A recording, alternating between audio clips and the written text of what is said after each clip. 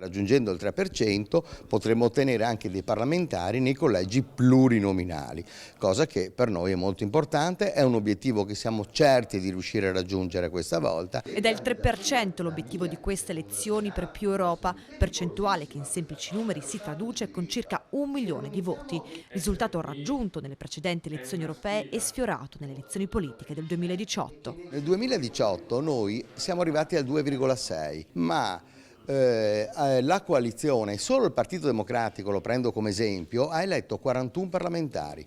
Di questi 41 parlamentari 19 sono stati eletti per la differenza che nel 2018 è riuscito a fare Più Europa.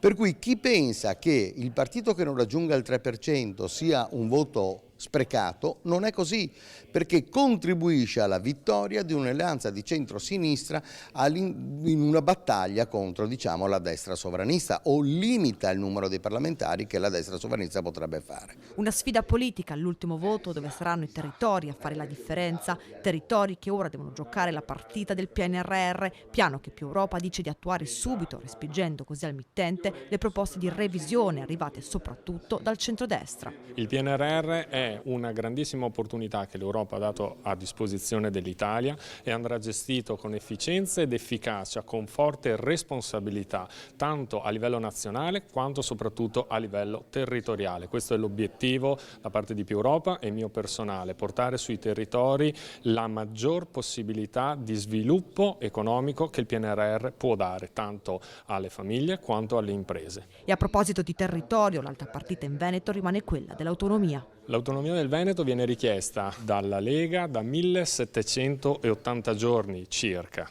e ancora oggi continuano con il mantra dell'autonomia del Veneto.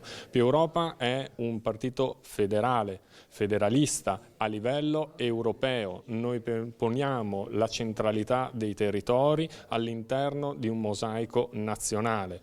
Risulta comunque strano che la Lega, forte della propria autonomia, della propria storia legata all'autonomia, stia con un partito, quello di Fratelli d'Italia, che invece è storicamente romanista e centralista.